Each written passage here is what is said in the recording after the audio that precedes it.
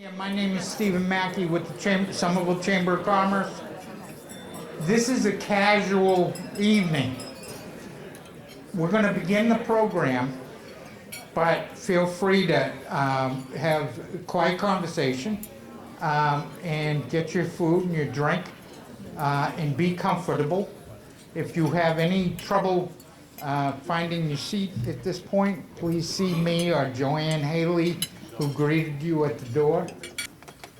What we're going to do is, in a minute, we're going to introduce the chair of the chamber, the distinguished Adam Portney from Middlesex Federal Savings, and we're going to start the cable program and get you into the presentation of all the wonderful stories we have to share tonight. So we thank you very much for being here.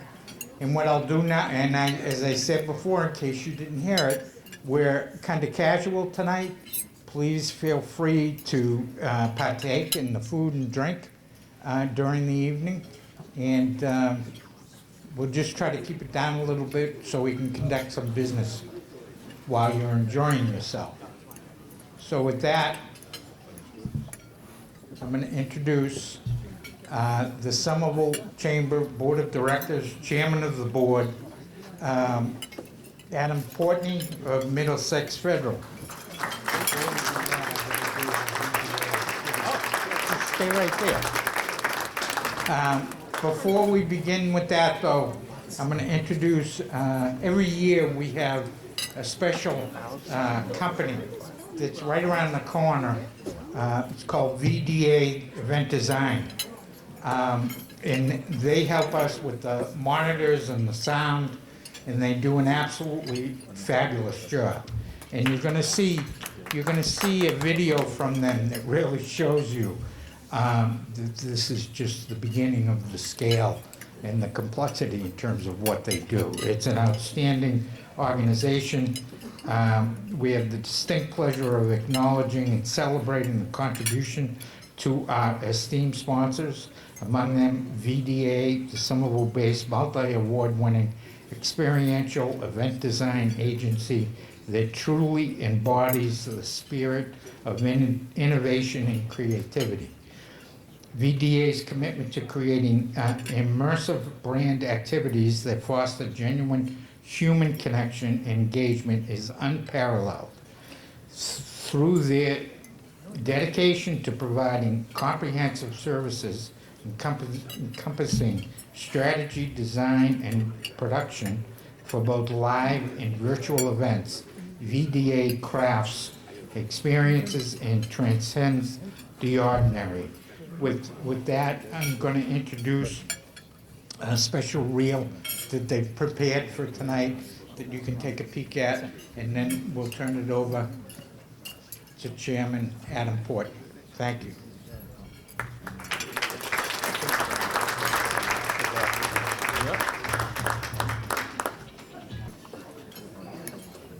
Okay. Let's have a round of applause for the VDA. So good evening and welcome to the Chamber's 77th anniversary celebration.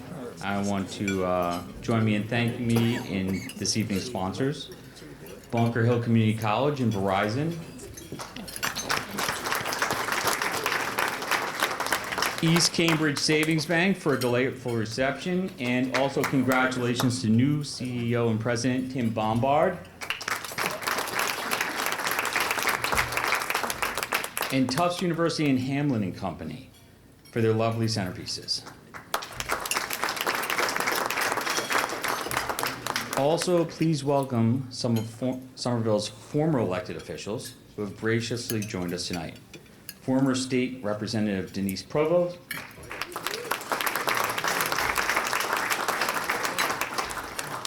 former Mayor Dorothy Kelly Gay, former Mayor Joseph Curtatone, and former Mayor Emeritus Jean Brune.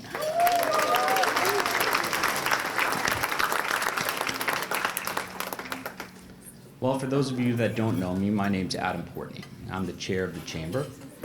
In addition to that, I have a paying side gig at Middlesex Federal Savings. I want to thank my colleagues for coming tonight, including J.J. Overroy, who's the chamber treasurer. I'd also like to mention my personal guests, Somerville's own esteemed sports writer Steve Buckley, who showed up as a guest tonight, and our newest member, Jason Santana from North American Development. And finally, my wife, Allison.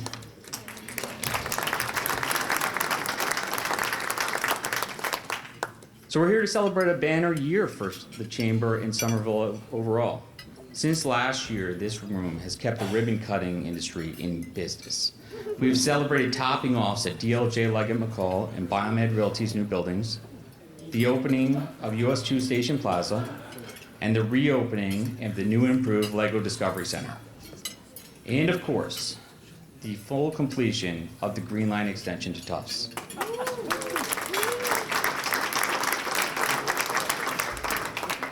If we did cut ribbons for reopenings, the GLX would have even kept us busier.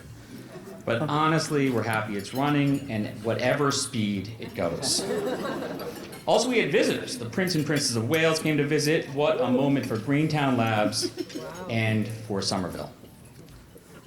As for the chamber, the taste was back, baby. The sold-out event was enormously successful, and I want to thank everyone who helped make it happen. Specifically, Federal Realty, Gentle Giant, and our chair of Dining and Nightlife, Jess Willis, who really made it happen.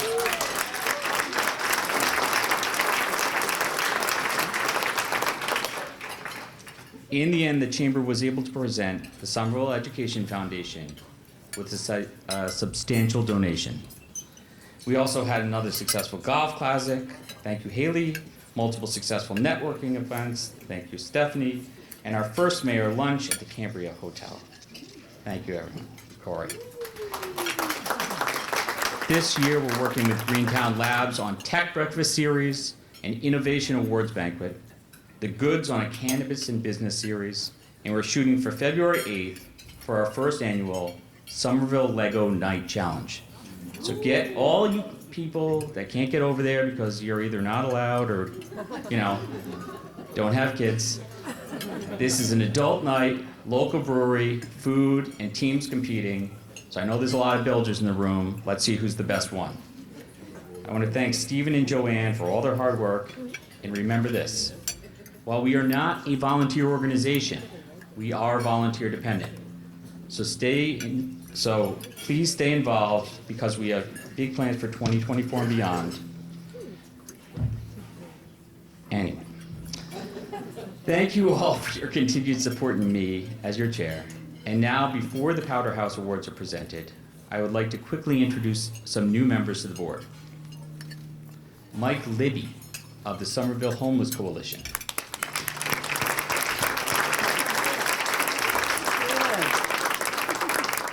Jose Valani of Valani Development.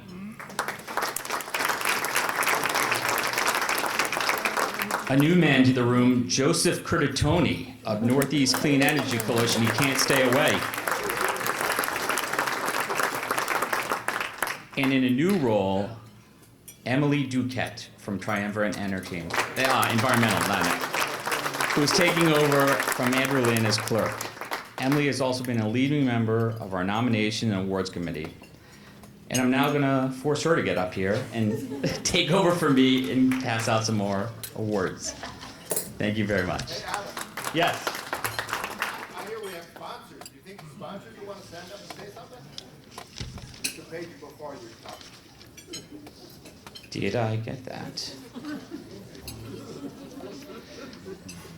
I'm gonna thank those sponsors the next time I get up here in a bigger way.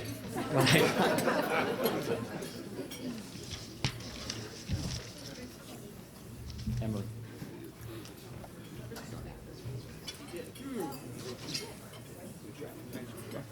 Oh,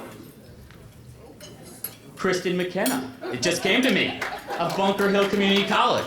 It's like, my God. They thinking.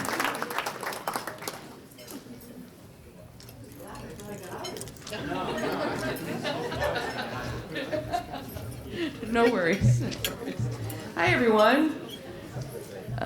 Well, hello. So thank you for having us. We Bunker Hill Community College, right next door, really like under the bridge, literally under the bridge from Somerville, is very, very honored to be able to support the Somerville Chamber and this event every year. So we're very grateful that we're involved. Pleased to sponsor the event and pleased to serve the residents of Somerville. So as your local community college, I wanted to talk a little bit about how we've been serving some of the Somerville residents and also talk about some future opportunities for residents of Somerville or for anyone who's interested in educational opportunities. So I have a small slide presentation. We work with the community partners such as the Welcome Project, CAS, and East Somerville Main Street businesses. I know, Lindsay, you're here somewhere, right? Yeah, there you are. So we've been working together to help residents whose first language is not English to come into a program of study either at the Welcome Project or at Bunker Hill Community College and learn the English that they need in order to be successful. And so we've been doing this now for 3 years. Last year we served 203 residents with an 84% retention rate. 150 students completed the program. 35 students went on to work on other credentials, such as dental assisting, veterinary tech, CompTIA A+. 8 students went on to an intensive English program to enter college, and 3 students enrolled in medical interpreting, and that's just a sample of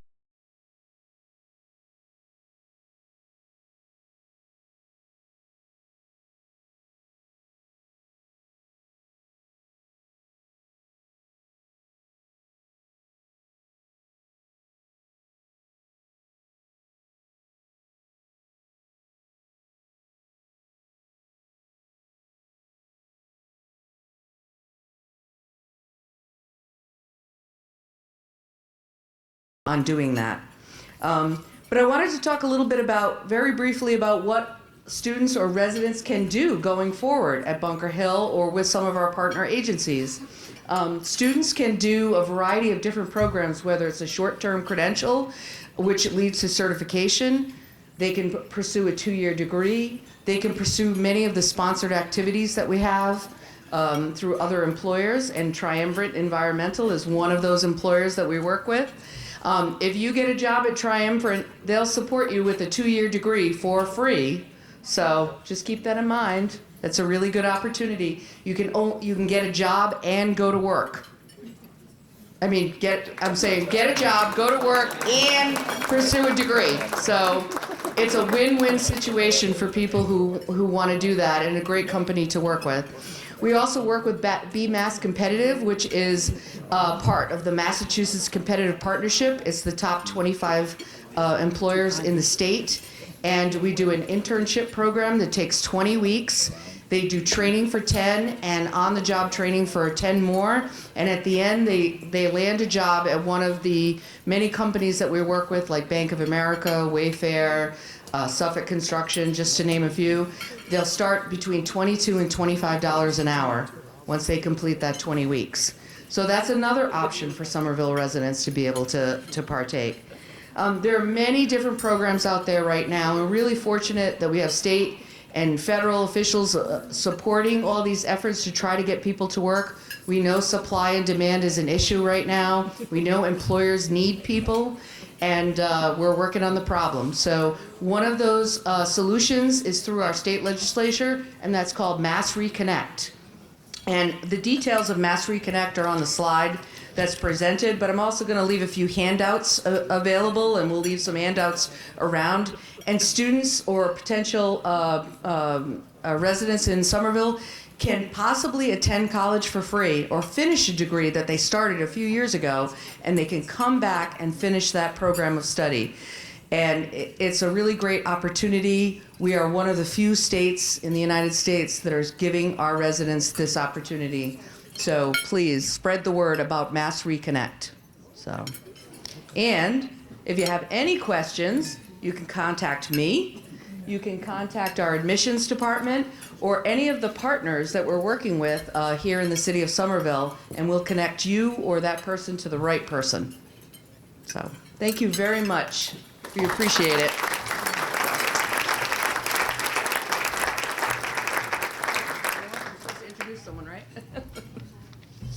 I think I'm supposed to introduce our person from Verizon, who is, that's right there. Catherine, nice to see you. So hi everyone, how's everyone doing tonight?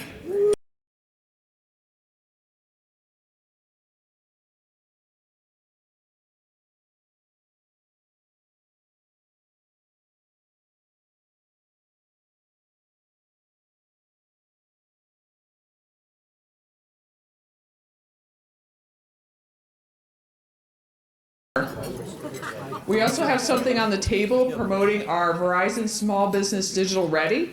It's a card like this, if everyone could grab a card. And so, how many small business owners do we have in the room? Raise your hand. We got some. How many know someone who is a small business owner? Okay, so you're either going to use this for yourself or you're going to give this to someone. We have a number of different materials that are available, free online courses, tools, coaching, peer mentoring, and grant opportunities. We have a ton of content on this website, and guess what else? We have a grant program that's running right now, up to $10,000 for small businesses. So it's a competitive program. We've given out almost $900,000 in grants to Massachusetts small businesses. So let's make sure to put Somerville on the map, and you can just go right to the QR code and get registered tonight. Thank you so much, and am I handing it back to you, Adam? Emily Duquette. All right, give it up for Emily.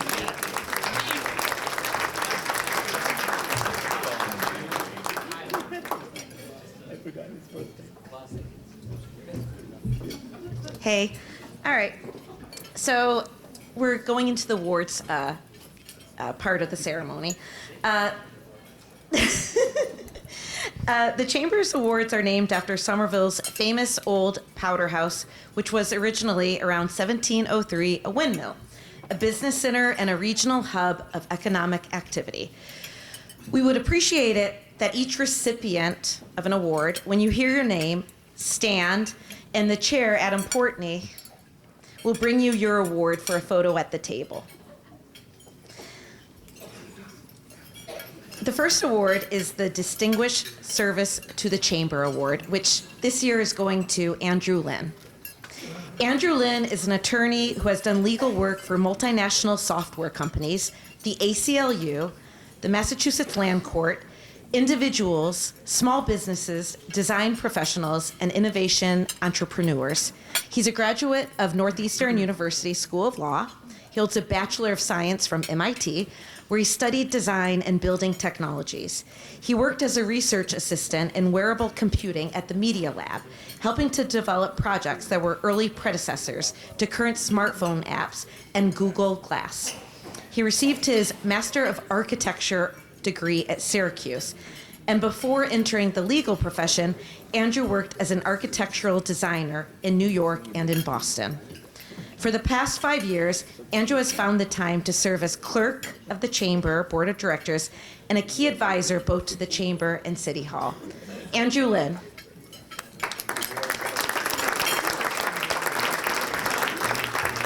Who is not able to make it tonight, so Andrew Lynn. All right. Okay. It's all right. The next award is the Distinguished Service to Greater Somerville. This award is going to Greg Jenkins. Yeah. All right. Just before the pandemic, Commonwealth Magazine featured Greg Jenkins. Greg Jenkins is the executive director of the Somerville Arts Council and has been behind Porch Fest, the Fluff Festival, the Honk Festival, Project MUM for Meat Under McGrath, the ongoing Illumination Tours, and Nibble, which features ethnic food markets and more. These are the fun events that bring people together and make Somerville an interesting place to live, work, play, and draw people from all over Greater Boston. Through the pandemic and to today, Greg has been a force to promote and market our creative economy to the world. Greg studied at the University of North Carolina, Greensboro, and got a master's in folklore from Western Kentucky University. Before coming to Somerville, he worked at the American Folklore Center at the Library of Congress, helped track cultural traditions in the New River Gorge area of West Virginia, captured the folk traditions of a fishing, hunting, and trapping community in Delaware, and worked for Arts in Progress in Boston, bringing artists into classrooms and documenting the work of Cape Verdean artists in Dorchester. Greg Jenkins.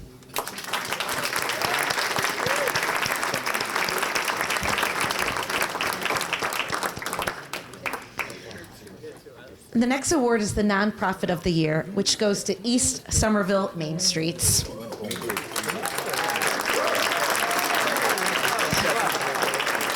To accept the award is Director Lindsay Allen. Okay, yes, yeah. Good, Director Lindsay Allen.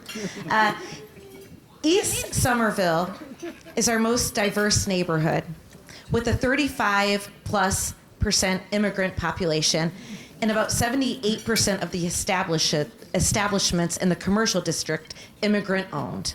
62.2% of the population qualify as low or moderate income. East Somerville Main Streets builds investment, connection, and pride on East Broadway, a commercial center for the eastern half of Somerville and the western part of Charlestown. The East Somerville Main Streets approach advocates a return to community self-reliance, local empowerment, and the rebuilding of traditional commercial districts based on their unique assets, distinctive architecture, a pedestrian-friendly environment, personal service, local ownership, and a sense of community. Today, East Somerville Main Streets provides 10 direct technical assistance projects a year for micro enterprises, which are businesses with 5 or fewer employees, as well as several public events a year. East Somerville Main Streets. Thank you.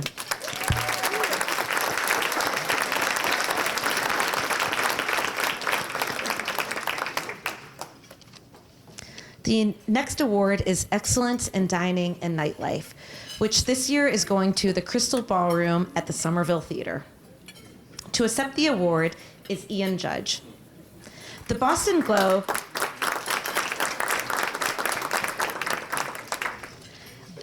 Globe featured the history of the Crystal Ballroom at the Somerville Theater. During a long 20th century, the ballroom was lost to the ages more than once. New owners in the 90s, the Freemans, looked to reposition the place. In 2002, a new creative director, Ian Judge, made the whole creative enterprises his life's work. In 2021, the Crystal Ballroom at Somerville Theater was fully renovated, improved, and reborn. Filling some of the void in Greater Boston's art venues, the Crystal Ballroom offers standing room capacity of 516 or cabaret seating for 234. The Crystal Ballroom, Ian Jenkins.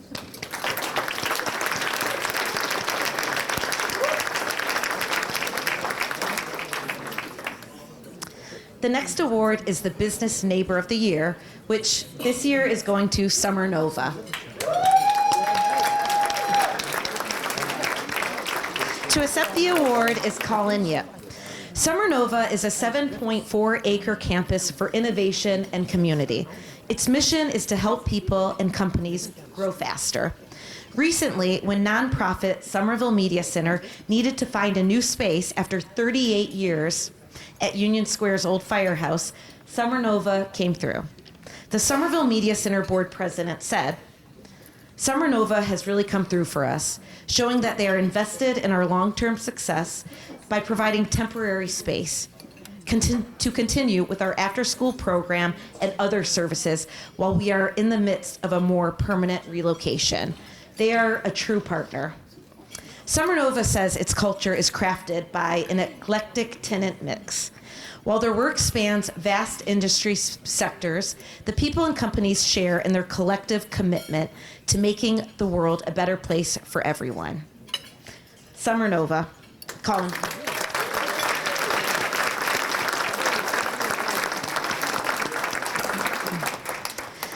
All right. And to present further awards, please welcome the chair of the Nominations and Awards Committee, Vladimir Benoit of the Somerville YMCA. Vladimir.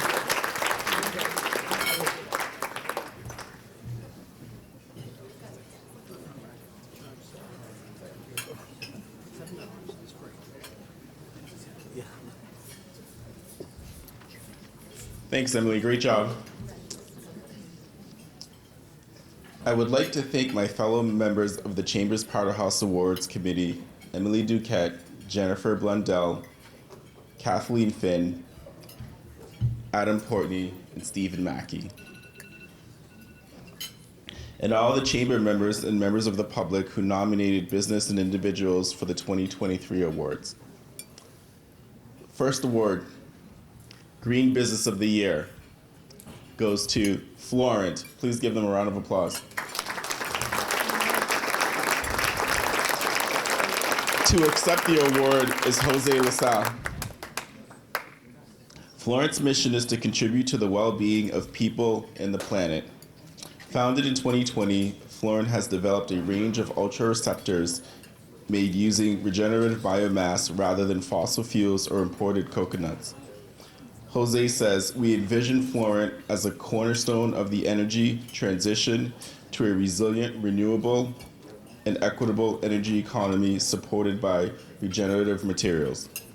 Florent's ultracapacitors make use of regenerative hemp rather than relying on fossil fuels byproducts. Florent's ultrareceptors are made using activated carbon derived from hemp that has been cultivated using regenerative methods. The company has built up a network of farmers from Black, Indigenous, and other colored communities, providing sustainable livelihoods while encouraging the use of farming techniques that support the natural sequestration of carbon. According to the U.S. Department of Energy, the global ultracapacitor market could be worth a staggering $15 billion by 2030. Aiming to capture its share of this market, Florent has raised just another $3 million. Please give them a round of applause. Florent.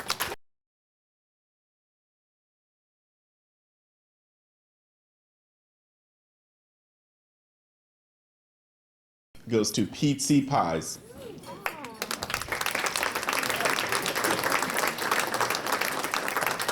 Pizza Pies pronounces Pizza Pies is an independent, community-minded bakery and coffee bar serving up scratch-made pies and pastries in Somerville since 2003. Founder Renee Pizza McLeod grew up baking pies in her grandmother's kitchen and hasn't stopped since. McLeod transferred business ownership to Joe Rembley in February 2021, who says, I'm excited to continue working with the team, to continue making great pies, and to keep Renee's legacy alive. The excellence lives on. Last year, Good Morning America hosted its United States of Pie segment in Quincy Market, in which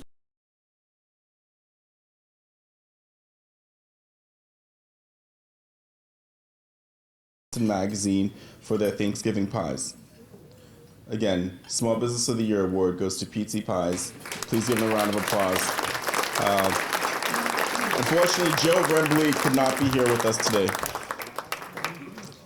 Next up, Excellence in Public Service.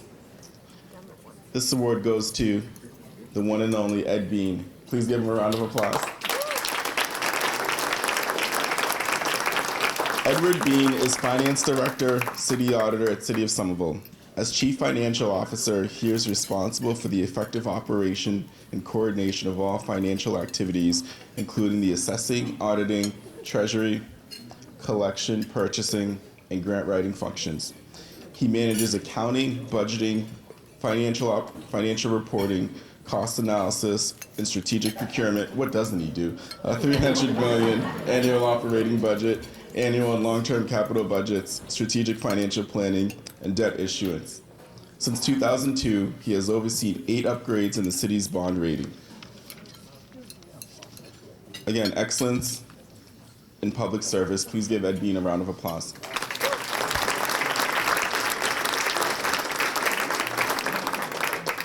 Next up, Excellence in Economic Development. This award goes to North River Lyric. To accept this award is Ben Dulac.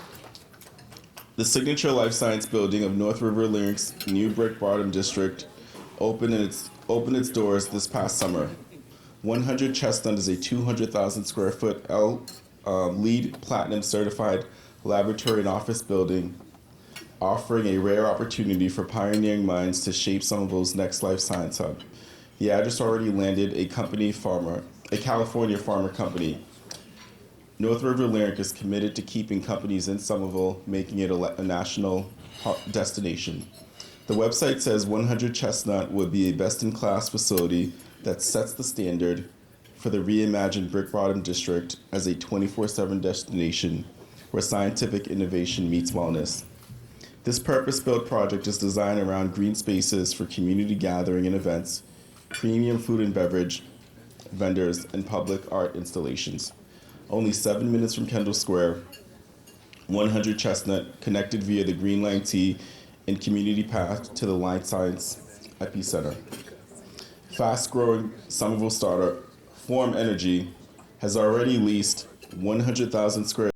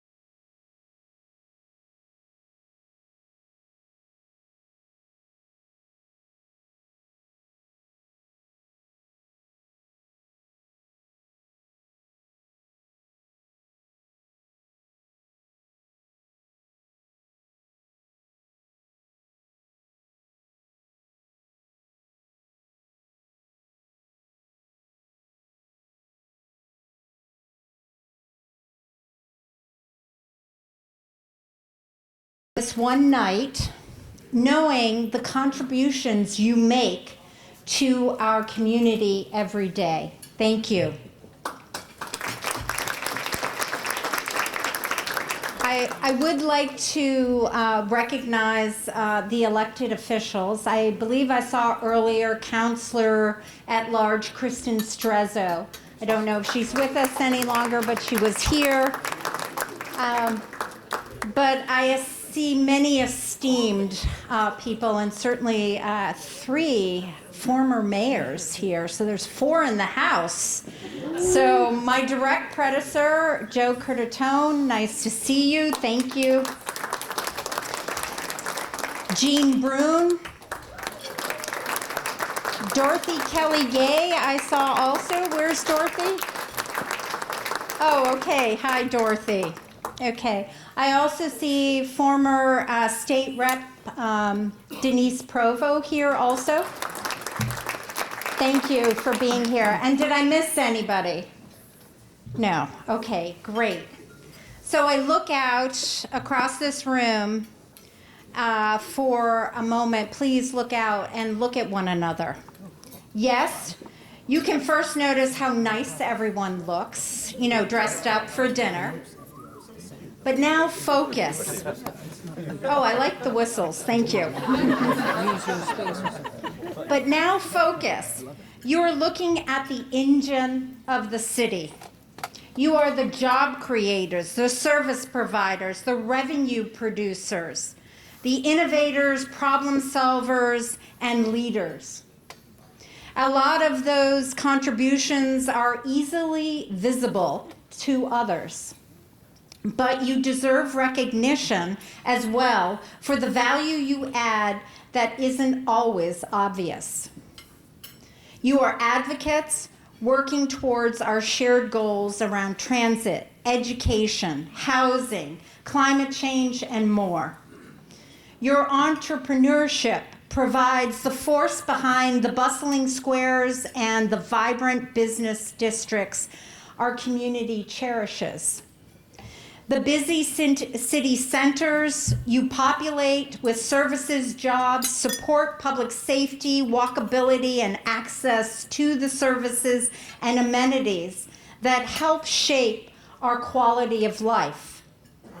I said it last year, and I'll say it again this year, and I'll probably say it again next year if you invite me. Even if I have to repeat myself, you are critical to this community, meeting its priorities and needs.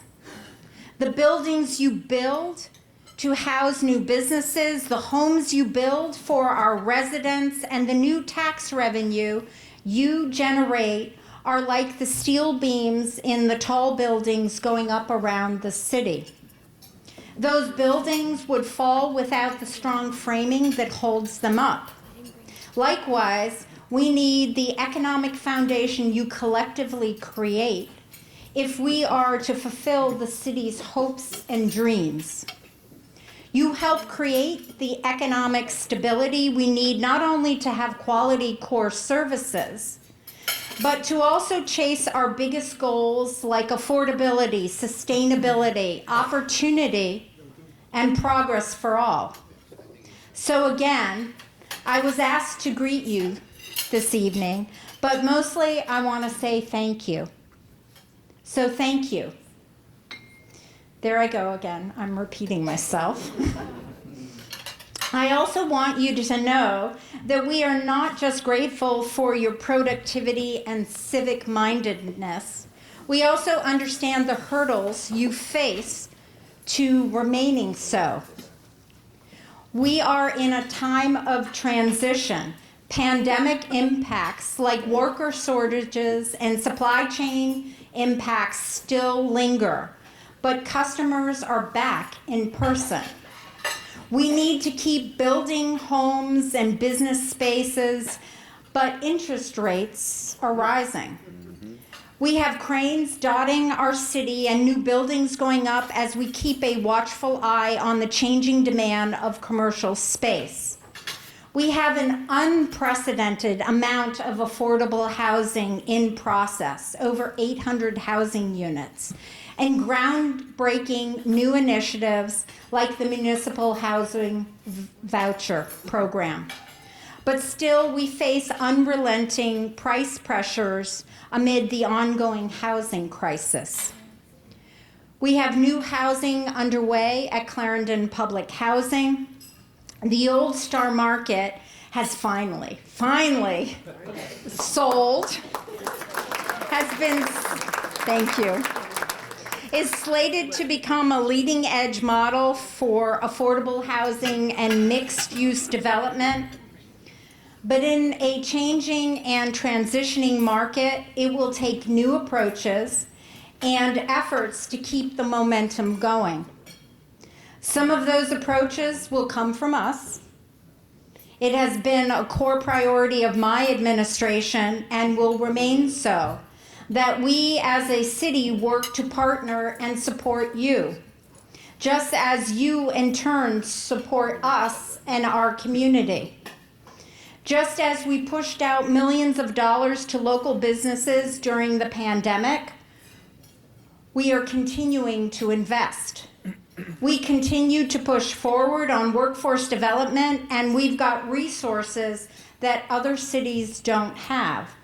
Job linkage is key. Development impact fees paid to our Job Creation and Retention Trust mean we can invest in job training and in connecting employees to our local companies, businesses, in ways others can't. We're still ready to spend a big chunk of our remaining ARPA money on small business supports.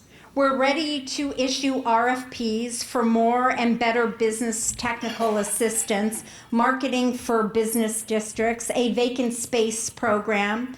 It's a whole portfolio of additional business supports focused on our small businesses, the backbone of our business community in Somerville. In total, that's about $2.5 million in the pipeline. We're also investing ARPA funds in our Main Street organizations. We're supporting partnerships such as an effort by Mass Hire to offer skills training to immigrant entrepreneurs. We are funding wayfinding projects to help direct people to our business districts. And I'm pretty sure you'll love this one. We've hired, as we promised, the small business liaison. Patricia Tenoria is your permit Sherpa now, so ready to help you navigate the permitting process. So as the economic climate shifts, please know we will be shifting tactics too and evolving our efforts to keep our Somerville economic engine that could going. Going back to recognition, some amazing people and organizations have been honored this evening. And I do briefly want to note one Titan and two city staff who are honorees. I have to promote my city staff, okay? Can you get city staff? Will you raise your hand who's here tonight? Thank you.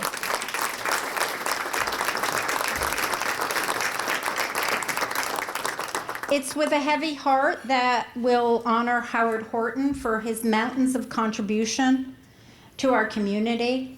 Howard always was at the ready to help us advance, gave so much of himself to Somerville. In some ways, it felt like Howard was everywhere. On zoning, our high school, our policymaking, our media center. His hand and his follow-through graced every effort. His is an enormous loss, and I thank the Chamber for honoring him this evening. I also want to congratulate our City Auditor and Director of Finance, Ed Bean. Ed has spent decades expertly guiding and improving the city's fiscal management, fiscal strength, quietly behind the scenes. But he has a heavy hand. I can tell you that from the inside. Among so many daily critical actions and accomplishments, he was central to getting us to the AAA bond rating this year. When you congratulate Ed, don't forget Somerville's rating now is higher than the U.S. government.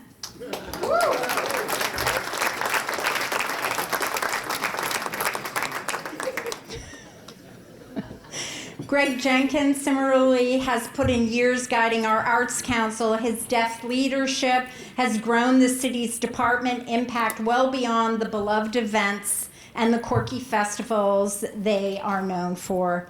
The Arts Council is now also part of that economic engine you all form. They are now training culinary entrepreneurs, run Nibble Kitchen, develop policies, and expand art spaces, and draw on tens of thousands of visitors to our city who patronize our businesses. Congratulations, Greg. It's well deserved.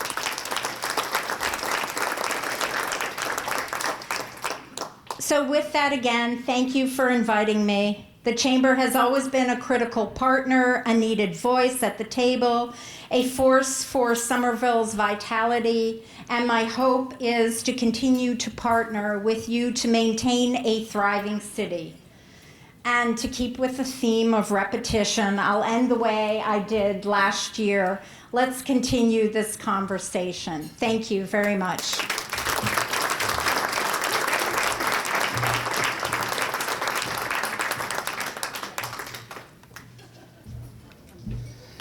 Thank you, Mayor Ballantyne. It is now with great pleasure to introduce President Sunil Kumar as our keynote speaker tonight. President Kumar is the 14th president of Tufts University and the first person of color to lead the institution. President Kumar has had a remarkable career in academia, beginning his teaching career at Stanford Graduate School of Business, then the Dean of the University of Chicago Booth School of Business, and most recently the Provost at Johns Hopkins University. Tufts has always been a strong supporter of the Somerville Chamber of Commerce, and the university is a member of the New Group. President Kumar is committed to expanding and enhancing Tufts University's partnership with the city, public schools, and local businesses. I had the opportunity to sit with President Kumar tonight, and ladies and gentlemen, please join me in welcoming President Sunil Kumar.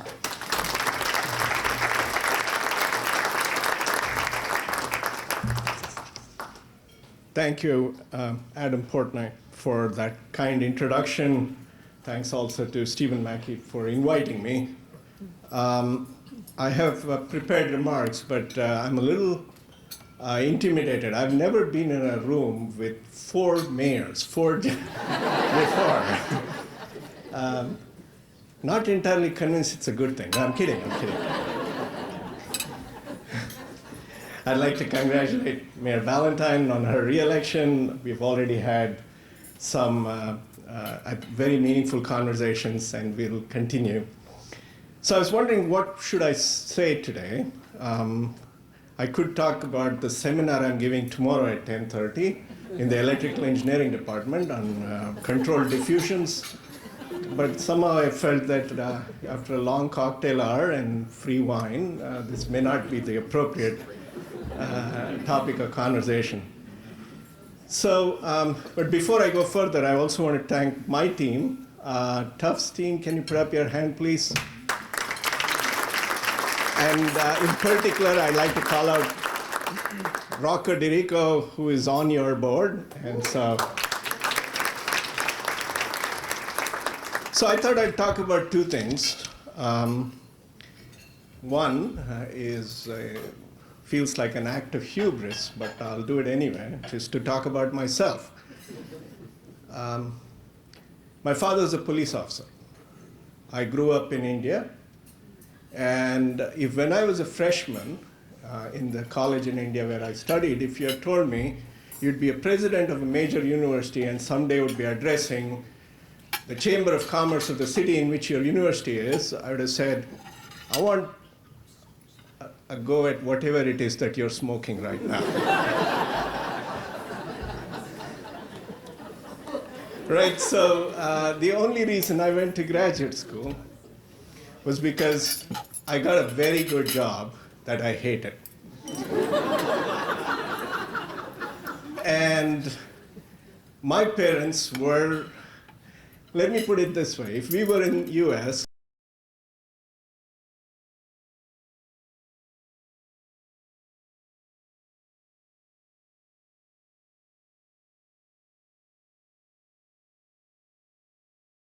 call it work. You're not supposed to like it. So I wrote the GRE because that seemed like a good plan B. If I got into graduate school, they'd let me off the job. Well, I've never left a college campus since. And so for me, I came to the University of Illinois at Urbana-Champaign, a small town, a town in the Midwest that has the following characteristic. The football stadium of the University of Illinois, when I was a student, had more seats than the town had people. And I will always be eternally grateful for the opportunity that this country gave me. That's what I wanted to start with. I'm a first-generation immigrant, and I'm extremely grateful for all the doors that this country opened for me.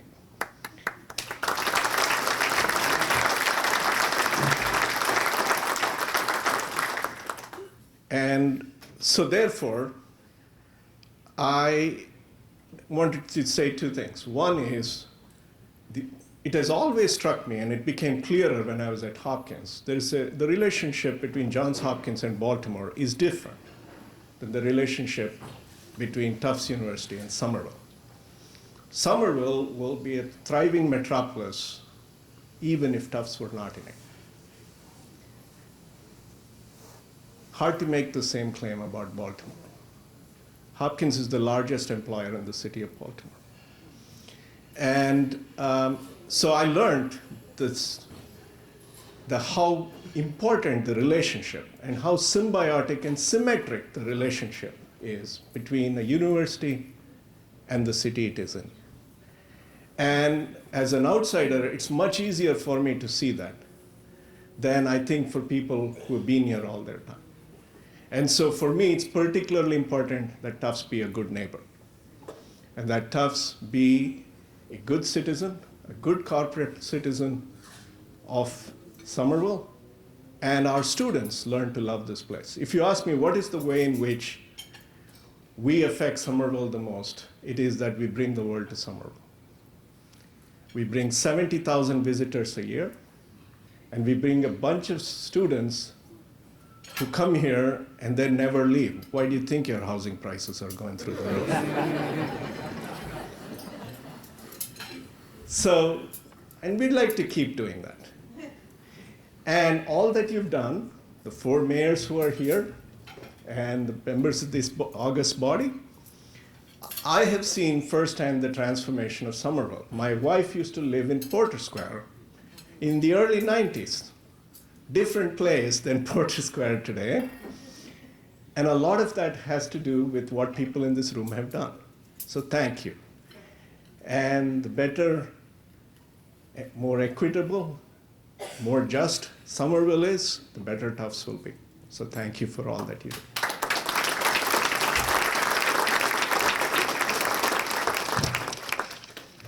Now I want to turn to what are we thinking of at Tufts itself. So I want to start by pandering to the crowd. We're thinking of a new aquatic center. And if we do build the aquatic center, I have only a small problem. I'm 35 million short. So if you guys have 35 million lying around, call Rock. If we do that, we'll make sure that there is community hours in the aquatic center.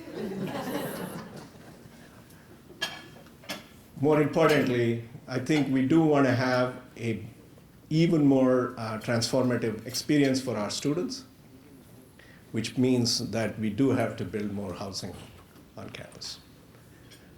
We do have to decant our students from the neighborhoods to some extent, because it is, I think, valuable for them to be with each other. And it's not as if those houses will go empty. In fact, if I had my way, I'm not sure the mayor would agree, but if I had my way, they will simply be replaced by my own staff and faculty. So that the Tufts community lives closer in Somerville rather than driving in from Acton or wherever else they drive in from today. And so for me, again, only one problem with the housing project. I'm 175 million short. So you know, just a few hundred million and maybe we'll get there. But the reason I'm saying all this is we are not going to make decisions at Tufts without thinking of our neighbors. And I think this is an important thing for us. And finally, I want to talk about 2 other areas of focus for me. And then I'm supposed to take questions. Really? Okay, fine, I will. But let me say 2 other things. One is, there is a portion of Tufts that has been underdeveloped that I would very much like to expand, which is to expand our definition of who is a student. I see a large number of prospective students in this room. There is no reason that all education should start at age 18 or in the college and end at age 22. I think it should be lifelong, and we should serve the needs of our workforce as they want to skill up in ways that Tufts has not done before. And Denise Bates is here, so everybody gets to make a sales plug here, right? So I get too. So Denise Bates is the dean of our university college. The university college has been set up for the non-traditional student.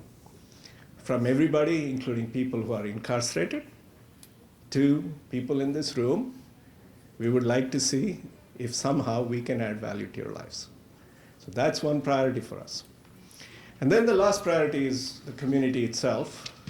I think our students benefit from engaging with the community. They do something called STEM ambassadors, for example. And of course, they like to think they're helping Somerville, but in reality, it's Somerville who's helping them grow up. And so thank you for doing that. And like I said, we have 5,000 employees, 12,000 students, and 32,000 alumni who live in Massachusetts. We'd like them closer. So, in terms of technology, again, we've had about $220 million last year in research funding that happens on our campuses, and we've had 7 startups, and so that's a good thing too. And so we'd like to contribute to the engine that the mayor talked about. So with that, I'm once again deeply grateful for having been invited to speak at this event. I'll let you in on a secret. You're the first Chamber of Commerce to have ever invited me to speak at an event.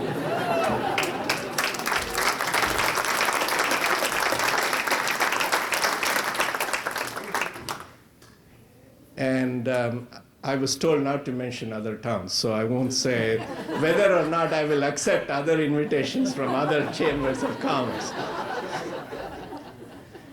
So on that note, why don't I stop and take 1 or 2 questions and then turn it back to our chair.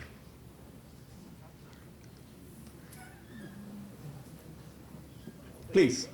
I'm curious about the Aquatic Center, where it was going.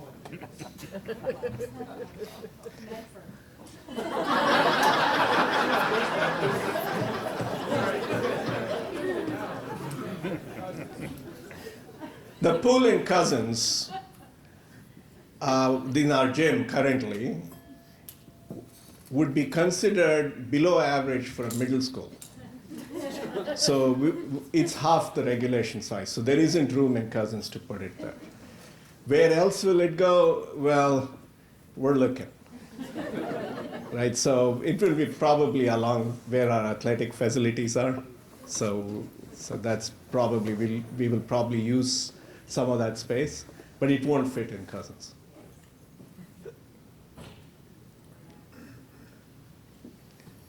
No other questions? Well, in that case, why don't I wish you good night?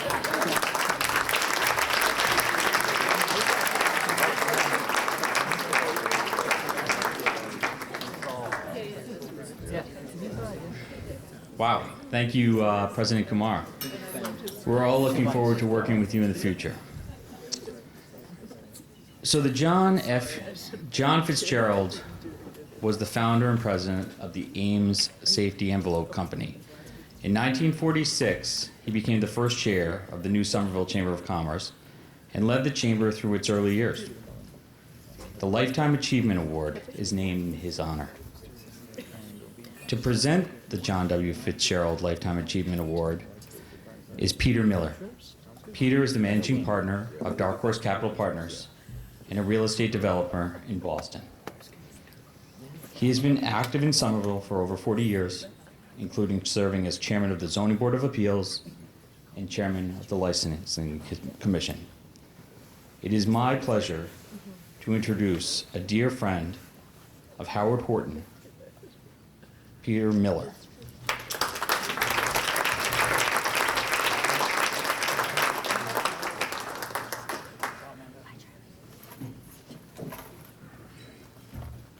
Well, thank you very much. I'm hoping that I learned something from the previous speakers, and I'll try as best I can to take advantage of these lovely microphones we have. So I hope I'm successful, as others were. But I would like first to thank you very much, Adam. It is a pleasure to be here this evening and catch up with so many old friends. It is tremendously meaningful to me to share in this opportunity to honor Howard Horton. Howard and I have been friends for 50 years. We were business partners for more than 2 decades, and we were always the very closest personal and professional confidants. Howard's passing is still very raw. Howard was first and foremost a husband, father, and friend. His wife and life partner, Linda DeRocco Horton, is here with us this evening, as is their daughter, Rosa Flynn, and her husband, Jim. Their son, Jason Cohn, and daughter, Stephanie Ferrari, were unfortunately unable to join us. Being in Howard's orbit was indeed a true blessing. He was profoundly empathetic, loving, loyal, and generous beyond measure. And he was a hell of a lot of fun to hang out with. Adventurous, energetic, and very funny. Professionally, Howard's enormous achievements in law, higher education, and business were grounded in solid, first-class education. He graduated from Stuyvesant High School for Math and Science in New York City, which was then and remains today arguably the finest and most rigorous exam school in the high school in the country. He then graduated from Antioch College, which is where we met, and subsequently earned a Master of Communications degree from Boston University, where he met a lifelong friend in Kitty Dukakis. And finally, he earned his law degree, finishing second in his class, at Suffolk University.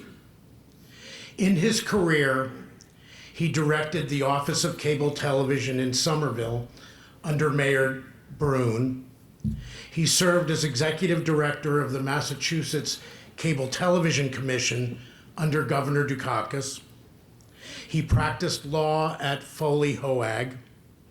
He was president and founder of Massachusetts Communications College, a college we built together until we ultimately sold it to a public company. He was president of Bay State College.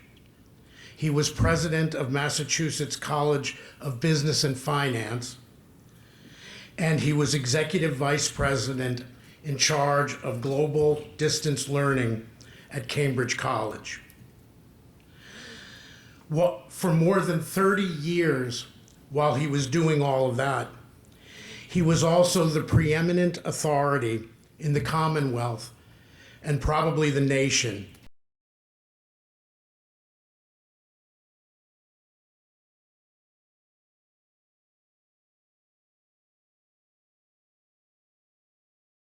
licensing matters. But nothing gave Howard more reward than his 4 decades of deep, active involvement in the city of Somerville. Notwithstanding his roots in Lower East Side Manhattan, Howard was a Somervillian through and through. He was a key member of Gene Brune's administration and served with some legends in City Hall, including Ed Bean, who's here, and Jerry McHugh. And he negotiated with the unfailing support of Mayor Brune the landmark first renewal of our cable television license, which stood for more than a decade as a national model. He was the visionary who put Somerville at the national forefront of community access television. He was the longest serving member of the Somerville Zoning Board of Appeals in the history of the city, serving under Mayors Brune, Capuano, Kelly Gay, and Joe Curtatone. Howard was the master of ceremony at several inaugurations, and he served in leadership in numerous city committees and commissions, including with Mary Casesso, the committee that successfully promoted the voter override necessary to finance and build the new high school, and commissions involving community preservation, municipal compensation, and the city charter. He was an active member of several community organizations, including the Cambridge Health Alliance Foundation and this Chamber of Commerce. Howard loved Somerville and was among its most fierce advocates and defenders. I sincerely appreciate this opportunity to help you honor Howard with this Lifetime Achievement Award. I am, however, heartbroken that he is not here to enjoy the evening with us. Accepting this award on behalf of Howard, his family, and his legions of friends is his wife, Linda. So thank you. Thank you very much.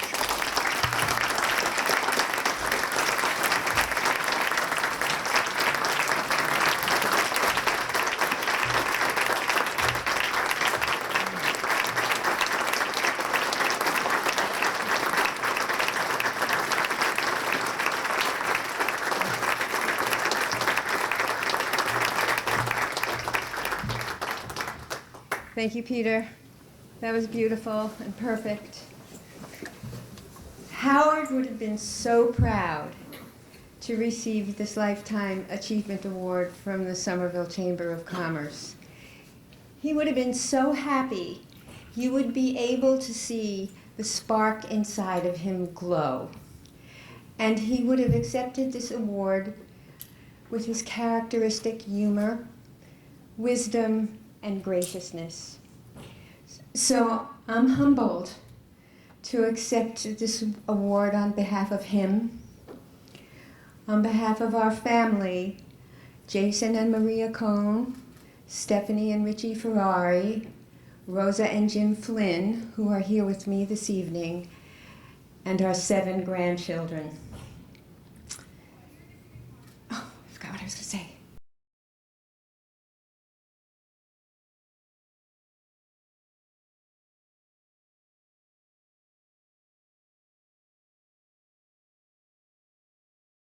Us, and for that, and was very proud of us, and for that we will be eternally grateful. So thank you very much for enriching Howard's legacy. He was one of a kind, and he was the best. Thank you.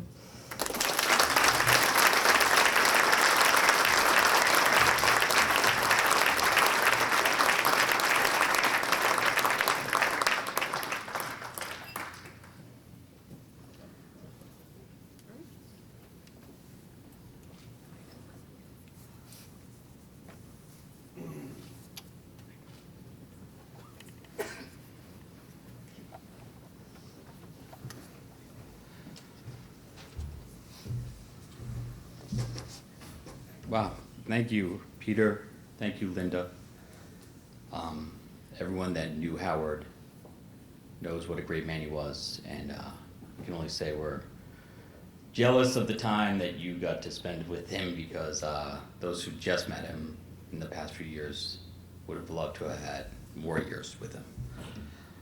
And with that, I want to thank the Holiday Inn, Jules Catering, for distinctive hospitality and great work tonight. And I want to thank you all for coming. I hope you all have a happy holidays and drive safely, and feel free to mingle for a little while. It's great seeing you all tonight.